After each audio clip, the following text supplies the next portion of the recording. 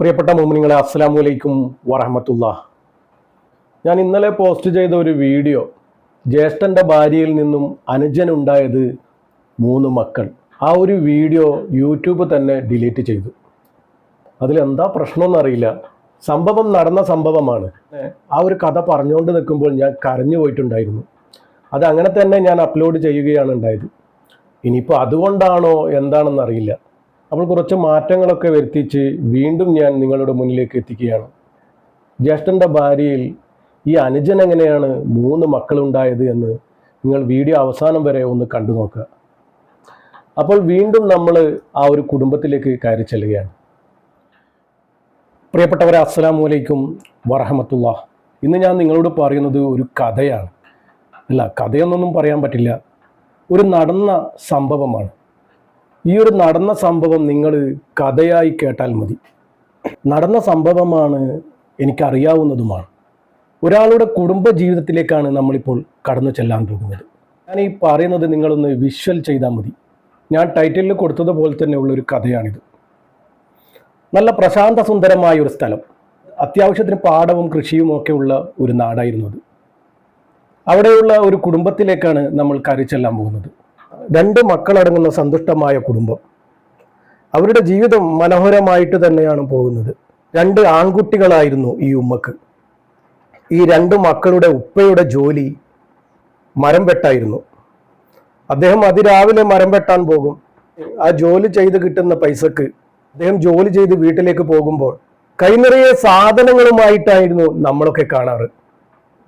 കിട്ടുന്ന പൈസക്കൊക്കെ മക്കളെ തീറ്റിക്കാൻ വേണ്ടി ഒരുപാട് സാധനങ്ങളുമായാണ് ഡെയിലി ഇദ്ദേഹം പോകുന്നത് നമ്മൾ കാണാറ്. അങ്ങനെ നന്നായി കുടുംബത്തിൽ നോക്കുന്ന ഒരു പിതാവായിരുന്നു അദ്ദേഹം. ഉമ്മയാണെങ്കിൽ എന്നും സന്തോഷവതിയായിരുന്നു. അങ്ങനെ ഒരു ദിവസം രാവിലെ ഇദ്ദേഹം മരം വെട്ടാൻ പോയപ്പോൾ ആരോ പറയുന്നത് കേട്ടു, നിങ്ങളുടെ കെട്ടിയോൻ മരത്തിൽ നിന്നും വീണിട്ടുണ്ട് എന്ന്. പിന്നെ ആ ഉമ്മ ഒന്നും നോക്കിയില്ല, തലയിൽ ഒരു തട്ടവും ഇട്ട് ഓടിയതാ. ആ ഓടിയ ഓട്ടത്തിൽ എത്തുന്നത് ഹോസ്പിറ്റലിലായിരുന്നു. കയ്യും കാലും ഒക്കെ തകർന്ന രീതിയിൽ കണ്ട ഭർത്താവിനെ മനം നൊന്തായിരുന്നു ആ ഉമ്മ നോക്കിയത്. പടച്ച റബ്ബേ, ഇങ്ങനൊരു അവസ്ഥ ആർക്കും വരുത്തല്ല റബ്ബേ. ഭർത്താവില്ലാതെ പുറലോകം വരെ കാണാത്ത ഈ ഉമ്മ ഭർത്താവിൻ്റെ ചികിത്സാ ചിലവിന് വേണ്ടി നാട് തണ്ടാൻ തുടങ്ങി. പടച്ച റബ്ബേ, കണ്ട ആളുകളോടൊക്കെ പണം കടം ചോദിച്ച് തൻ്റെ ഭർത്താവിനെ ഈ നിലയിൽ നിന്നും രക്ഷിക്കാൻ നാടൊട്ടാകെ തെണ്ടി കൈനീട്ടി. അതുവരെ 2 മക്കളെയും അടുത്തുള്ള വീട്ടിലേൽപ്പിക്കുകയായിരുന്നു. അങ്ങനെ ഹോസ്പിറ്റലിൽ നിന്നും ഡിസ്ചാർജ് ചെയ്ത് വന്ന ഉമ്മ ആ തളർന്നു കിടക്കുന്ന തൻ്റെ ഭർത്താവിനെ നോക്കി എന്നും കരയുമായിരുന്നു. അന്യരുടെ മുന്നിൽ മുഖം കാണിക്കാത്ത ഈ ഉമ്മ ഭർത്താവിനെയും മക്കളെയും നോക്കാൻ വേണ്ടി പല അടുക്കളകൾ കയറിയിറങ്ങി ജോലിക്ക് വേണ്ടി. ദിവസം 2-3 അടുക്കളയിൽ ജോലി ചെയ്ത് കിട്ടുന്ന പൈസക്കായിരുന്നു ഇദ്ദേഹത്തിനുള്ള മരുന്നിന്റെ ചിലവും മക്കളുടെ ചിലവും നോക്കിയിരുന്നത്. ഭർത്താവിൻ്റെ അരക്ക് താഴെ ചലനമില്ലാതെ കിടക്കുന്നു. ഡോക്ടർമാർ പറഞ്ഞു ഇദ്ദേഹത്തിന് ഇനി എഴുന്നേൽക്കാൻ പറ്റില്ല എന്ന്. അങ്ങനെ ഈ ഉമ്മ പല അടുക്കളയിലും ജോലി ചെയ്ത് ഈ കുടുംബം ഇങ്ങനെ നോക്കാൻ തുടങ്ങി. മക്കളുടെ പഠിപ്പും ഇദ്ദേഹത്തിൻ്റെ മരുന്നും ചിലവുകളും ഒക്കെ ആ ഉമ്മ ഒറ്റയ്ക്ക് നോക്കാൻ തുടങ്ങി. സുബ്ഹാനല്ലാഹ്, നിങ്ങൾ ഇതൊന്ന് മനസ്സിൽ കണ്ടു നോക്കണം സുഹൃത്തുക്കളെ. ഇതൊരു കഥയല്ല, സംഭവമാണ്. നമുക്കറിയാവുന്ന നടന്ന ഒരു സംഭവമാണിത്. അങ്ങനെ ഈ 1 വർഷത്തോളം മക്കളുടെ ഉപ്പ കിടപ്പിൽ തന്നെയായിരുന്നു. പഴുപ്പ് കയറി രോഗം മൂർച്ഛിച്ചപ്പോൾ അദ്ദേഹം മരണപ്പെട്ടു. ഇന്നാ ലില്ലാഹി വ ഇന്നാ ഇലൈഹി റാജിഊൻ. ഉമ്മ തനിച്ചായി, മക്കളെയും കൊണ്ട് ഉമ്മ തനിച്ചായി. ഒരു രാത്രി പോലും ഒറ്റയ്ക്ക് കഴിയാത്ത ഈ ഉമ്മ മക്കളെയും കൊണ്ട് ഇന്ന് തനിച്ചാണ് കിടക്കുന്നത്. അങ്ങനെ ആ ഉമ്മ കണ്ണീരോടെ മക്കളെ നോക്കാൻ തുടങ്ങി. മക്കൾക്ക് 20ഉം 16ഉം വയസ്സായി. മക്കൾ വളരുമ്പോഴത്തേക്കും ഉമ്മയാകെ ക്ഷീണിച്ചൊരവസ്ഥയിലായി. എന്നാലും ആ ഉമ്മ വളരെയധികം കഷ്ടപ്പെട്ട് പലയിടങ്ങളിലും ജോലി ചെയ്ത് ആ മക്കളെ നോക്കും. പെട്ടെന്നായിരുന്നു അതും സംഭവിച്ചത്. ഉമ്മാക്ക് തീരെ വയ്യാതായി.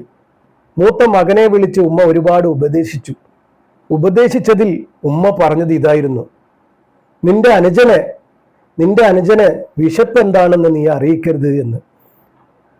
ഇന്നാ ലില്ലാഹി വ ഇന്നാ ഇലൈഹി റാജിഊൻ. ആ ഉമ്മ മരണപ്പെട്ടു. ആ 20 വയസ്സുള്ള മകൻ വല്ലാത്തൊരവസ്ഥയിലായിരുന്നു അന്നുണ്ടായത്. എവിടെ പോകണം, എന്ത് ചെയ്യണം എന്നറിയാതെ അനുജനെയും ഇങ്ങനെ കെട്ടിപ്പിടിച്ച് ഇങ്ങനെ ഇരിക്കുക ഒരു മൂലയിൽ. സുബ്ഹാനല്ലാഹ്, ആ ഒരു കാഴ്ച നിങ്ങൾ കാണേണ്ടത് തന്നെയാണ്.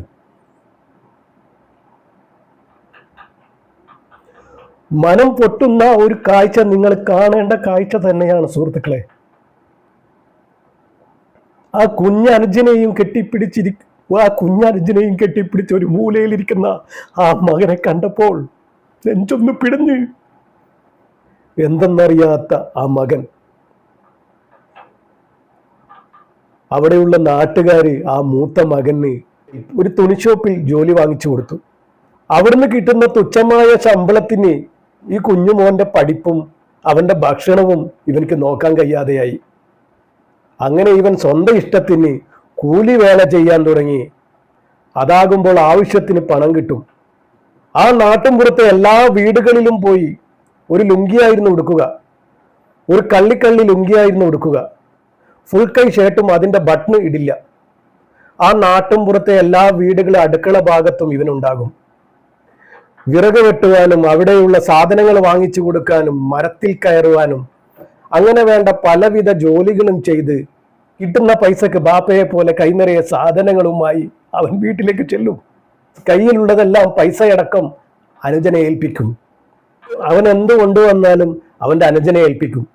വിറക് വെട്ടിയും കല്ല് പേറിയും മണ്ണ് പേറിയും കിട്ടുന്ന പൈസ മുഴുവൻ അനുജനുള്ളതായിരുന്നു. ഉമ്മ പോയതോടുകൂടി ഏട്ടൻ്റെ ചെറുതായി ഒരു സമനില തെറ്റിയിരുന്നു. ബുദ്ധിക്ക് സമനില തെറ്റിയാലും അവൻ അറിയാവുന്നത് അവൻ്റെ ഉമ്മ പറഞ്ഞ ആ ഒരു വാക്കാണ്, നിന്റെ അനുജനെ നീ നന്നായി നോക്കണം, അവന് വിശപ്പ് എന്താണെന്ന് അറിയിക്കരുതെന്ന്. അത് മാത്രമായിരുന്നു അവൻ്റെ ഓർമ്മയിൽ ഉണ്ടായിരുന്നു. ബാക്കിയെല്ലാം അവൻ മറന്നുപോയി. നാട്ടുംപുറത്ത് ഇവനൊരു ഇരട്ടപ്പേരും ഉണ്ടായിരുന്നു. ആ ഒരു ഇരട്ടപ്പേരും വിളിച്ചായിരുന്നു മക്കൾ ഇവന്റെ കൂടെ നടക്കുക. ആള് വലുതായി 30 വയസ്സായി, എന്നിട്ടും കുഞ്ഞുങ്ങളുടെ ബുദ്ധിയാണ്. എന്നാലും അവനക്ക് ആകെ അറിയാവുന്നത് ഉമ്മ പറഞ്ഞ ആ വാക്കായിരുന്നു, നിന്റെ അനുജനെ വിശപ്പ് എന്താണെന്ന് നീ അറിയിക്കരുത് എന്ന്. അത് മാത്രമേ ഇന്നും അവന്റെ ഓർമ്മയിലുള്ളൂ. അതുകൊണ്ട് തന്നെ അവന്റെ ശരീരവും അവനൊന്നും നോക്കാറില്ല. കിട്ടുന്നതൊക്കെ അവൻ വാരി വലിച്ചു തിന്ന് നല്ലൊരു ആരോഗ്യവനായിരുന്നു. നല്ല ഹൈറ്റും വെയിറ്റും ആയിട്ട് നല്ലൊരു ആരോഗ്യവനായിരുന്നു. ഒന്ന് കൈവീശിയ 4-5 പേർ തെറിച്ചു വീഴും. അത് പടച്ച റബ്ബ് കൊടുത്ത ഒരു അനുഗ്രഹം തന്നെയാണ്. 30 വയസ്സായി, കല്യാണപ്രായമായി. അങ്ങനെ നാട്ടുകാരൊക്കെ ഒന്ന് ആലോചിക്കാൻ തുടങ്ങി. ആ വീട്ടിൽ 2 ആൺമക്കളെ ഉള്ളൂ. ഈ ജ്യേഷ്ഠനെ കൊണ്ട് എങ്ങനെയെങ്കിലും ഒരു കല്യാണം കഴിപ്പിച്ചാൽ അതൊരു വീടായി മാറുമല്ലോ എന്ന് അവിടുത്തെ നാട്ടുകാർ ചിന്തിച്ചു. അങ്ങനെ ഒരു പെൺകുട്ടിയെ കണ്ടുപിടിച്ച് ഇവന്റെ കല്യാണം നടത്തി. പെണ്ണ് വീട്ടിലേക്ക് വന്നു. അങ്ങനെ ഏട്ടന്റെ ഭാര്യയും അനിയനും അടങ്ങിയ ഒരു കുടുംബം. രാവിലെ ഏട്ടൻ ഇതുപോലെ ജോലിക്ക് പോകും, രാത്രിയാകുമ്പോൾ തിരിച്ചു വരും. ഏട്ടന്റെ കയ്യിലുള്ളതെല്ലാം അനുജൻ അവകാശപ്പെട്ടതാണ്. അതുപോലെ തന്നെയായിരുന്നു ഏട്ടന്റെ ഭാര്യയും. സുബ്ഹാനല്ലാഹ്, ഏട്ടന് ആകെയുള്ള ഒരു ചിന്ത ഉമ്മ പറഞ്ഞതായിരുന്നു, നിന്റെ അനുജനെ പട്ടിണി അറിയാതെ വളർത്തണം എന്ന്. അതിനിടയിൽ ഇവന്റെ ജീവിതമേ ഇവൻ ശ്രദ്ധിച്ചില്ല. ഏട്ടൻ കൊണ്ടുവരുന്നത് എന്തും അനുജനുള്ളതാണ്. അതുപോലെ തന്നെയായിരുന്നു ഏട്ടന്റെ ഭാര്യയും അനുജനുള്ളതാണ്. നാളുകൾ ഒരുപാടായി. ഏട്ടന് ആകെ അറിയാവുന്നത് ജോലി ചെയ്യുക, അനുജന് കൊണ്ടുകൊടുക്കുക. കല്യാണം കഴിച്ചിട്ടുണ്ടെന്നോ ഞാനൊരു ഭർത്താവാണെന്നോ എന്നൊന്നും ഏട്ടന് ഓർമ്മയില്ല. അപ്പോൾ ഈ ഏട്ടനോട് നാട്ടുകാരൊക്കെ ചോദിക്കുമ്പോൾ പറയും അത്രേ, എനിക്കുള്ളതെല്ലാം അനുജനുള്ളതാണ്. അപ്പോൾ തമാശ രീതിയിൽ ആൾക്കാർ ചോദിക്കും അത്രേ, അപ്പോൾ നിന്റെ ഭാര്യയോ? അപ്പോൾ ഈ ഏട്ടൻ പറയും അത്രേ, എൻ്റെ ഭാര്യയും അവനുള്ളതാണ്, അവൻ്റെ കൂടെയാണ് കിടക്കാറ്. അപ്പോൾ ആൾക്കാർ ചോദിക്കും പോലും, നിന്റെ കൂടെ കിടക്കാറില്ലേ? അപ്പോൾ ഏട്ടൻ പറയും, ഞാൻ അവളുടെ കൂടെ കിടക്കാറില്ല, ഞാൻ തനിച്ചാണ് കിടക്കാറ്. അവൾ കിടക്കുന്നത് എൻ്റെ അനുജൻ്റെ കൂടെയാണെന്ന്. അങ്ങനെ ഇവൻ്റെ ഭാര്യയ്ക്ക് ഒരു കുട്ടിയുണ്ടായി. നാട്ടിലെങ്ങും പാട്ടായി, ഏട്ടൻ കല്യാണം കഴിച്ചു, അനിയൻ്റെതാണ് കുട്ടിയെന്ന്. ഏട്ടനാണെങ്കിൽ ഇതൊക്കെ ചിന്തിക്കാനുള്ള വിവേക ബുദ്ധിയൊക്കെ അന്ന് ഉമ്മ മരണപ്പെട്ടതോടുകൂടി നഷ്ടമായിരുന്നു. ആകെയുള്ള ചിന്ത അനിയനെ നോക്കണമെന്നായിരുന്നു. അതിങ്ങനെ തുടർന്നു കൊണ്ടിരിക്കുകയാണ് ഏട്ടൻ. രാവിലെ ജോലിക്ക് പോകും, കയ്യിലുള്ളതെല്ലാം അനുജന് കൊടുക്കും. അങ്ങനെ ഏട്ടൻ ജോലി ചെയ്ത് പിന്നെ തീരെ വയ്യാത്തൊരവസ്ഥയിലായിരുന്നു നാട്ടുകാരൊക്കെ കണ്ടത്. കാലിലൊക്കെ ഒരു കെട്ടുണ്ടാകും മുറിവിൻ്റെ, അതും കൊണ്ടിങ്ങനെ ജോലി ചെയ്യും, ഭാണ്ഡക്കെട്ടുമായി വീട്ടിലേക്ക് പോകും. അതിനിടയിൽ മക്കൾ രണ്ടായി. അപ്പോൾ ഇവൻ നാട്ടുകാരോട് പറയുമത്രേ, എൻ്റെ അനുജന് 2 മക്കളുണ്ട് എന്ന്. ഇതറിഞ്ഞ നാട്ടുകാര് ആ പെണ്ണിനെ കൊണ്ട് അനുജനെ നിക്കാഹ് ചെയ്യിപ്പിച്ചു. അതിനിടക്ക് അതും സംഭവിച്ചു. ചുരുക്കി പറഞ്ഞാൽ ഒരു ദിവസം പതിവ് പോലെ ജോലിക്ക് പോയതായിരുന്നു ഏട്ടൻ. ജോലി കഴിഞ്ഞാൽ ഇതുവരെ ഏട്ടൻ തിരിച്ചു വരാതിരുന്നിട്ടില്ല. മഗ്‌രിബിന്റെ സമയമാകുമ്പോഴത്തേക്കും ഏട്ടൻ വീട്ടിലടങ്ങും. അങ്ങനെയുള്ള ഏട്ടൻ 8, 9, 10, 11 മണിയായിട്ടും വീട്ടിലേക്ക് എത്തിയില്ല. അനുജനാണെങ്കിൽ അത് അന്വേഷിക്കാനും പോയില്ല. രാവിലെ നേരം വെളുക്കുമ്പോഴേക്കും അങ്ങ് റോഡരികിൽ ഒരുപാട് ജനം കൂടി നിൽക്കുന്നത് കണ്ടു. അതിനിടയിൽ ഈ ഞാനും ഉണ്ടായിരുന്നു. ആ കാണുന്ന കാഴ്ച പടച്ചറബ്ബേ എന്ത് പറ്റിയെന്നറിയില്ല. സുബ്ഹാനല്ലാഹ്, വല്ലാത്തൊരു കാഴ്ച തന്നെയായിരുന്നു അത്. പ്രാണികൾ പൊതിഞ്ഞ ഒരു ബോഡി അവിടെ ഇങ്ങനെ നിലം പതിച്ച് കിടക്കുന്നത് കണ്ടു. സുബ്ഹാനല്ലാഹ്, ആ ബോഡിക്ക് ചുറ്റും ജനങ്ങളായിരുന്നു. കമഞ്ഞു കിടക്കുന്ന ബോഡി ആയതുകൊണ്ട് തന്നെ ഒരുപാട് പേർക്ക് സംശയമായിരുന്നു ഇതാരായിരുന്നു. അങ്ങനെ പോലീസ് വന്ന് ബോഡി തിരിച്ചു കിടത്തിയപ്പോഴാണ് ആള് ഇവനാണെന്ന് മനസ്സിലായത്. സുബ്ഹാനല്ലാഹ്, മരണപ്പെട്ട് കിടക്കുകയാണ്. ഇന്നാ ലില്ലാഹി വ ഇന്നാ ഇലൈഹി റാജിഊൻ. ഇന്നും അറിയില്ല എങ്ങനെ മരണപ്പെട്ടു, എന്ത് പറ്റിയെന്ന്. ചോദിക്കാനും പറയാനും ആരും ഇല്ലാത്തത് കൊണ്ട് തന്നെ ആ ഒരു കേസ് ഇന്നും ഇങ്ങനെ കിടക്കുകയാണ്. ഇന്ന് അനുജന് കുട്ടി 3 ആയി, 2 ആൺകുട്ടിയും 1 പെൺകുട്ടിയും. ജ്യേഷ്ഠന്റെ ഭാര്യയിൽ അനിയനുണ്ടായ 3 മക്കൾ. സുബ്ഹാനല്ലാഹ്, പടച്ചറബ്ബ് പുറത്തു കൊടുക്കട്ടെ. പടച്ചറബ്ബെ, ആ ജ്യേഷ്ഠന്റെ ഖബറിടം നീ വിശാലമാക്കി സ്വർഗീയ പൂങ്കാവനമാക്കി കൊടുക്കണ റബ്ബെ. അവരുടെ മാതാപിതാക്കൾക്ക് സ്വർഗീയ പൂങ്കാവനം നീ കൊടുക്കണ റബ്ബെ. ആ മാതാപിതാക്കൾക്ക് സ്വർഗീയ പൂങ്കാവനം നീ കൊടുക്കണ റബ്ബെ. അർശിന്റെ തണൽ നീ നൽകണ റബ്ബെ.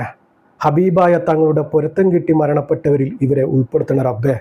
റബ്ബെ, നമ്മുടെ ജീവിതവും മരണവും നീ സന്തോഷത്തിലാക്കി തരണ റബ്ബെ. ഇതുപോലുള്ള മരണത്തിൽ നിന്നും നമ്മളെയൊക്കെ കാക്കണ റബ്ബെ. ഈമാനോടുകൂടി ജീവിച്ച് ഈമാനോടുകൂടി മരിക്കാനുള്ള തൗഫീക്ക് ഞങ്ങൾക്കേവർക്കും നൽകണ റബ്ബെ. അവസാനം ലാ ഇലാഹ ഇല്ലല്ലാഹ് എന്ന് ചൊല്ലി മരിക്കാനുള്ള സൗഭാഗ്യം ഞങ്ങൾക്കേവർക്കും നൽകണ റബ്ബെ. പ്രിയപ്പെട്ടവരെ, നിങ്ങളെല്ലാവർക്കും വേണ്ടി ദുആ ചെയ്യുക. നമ്മുടെ ജീവിതവും മരണവും അല്ലാഹു തആല സന്തോഷത്തിലാക്കി തരട്ടെ. ആമീൻ. അസ്സലാമു അലൈക്കും വറഹ്മത്തുള്ളാഹി.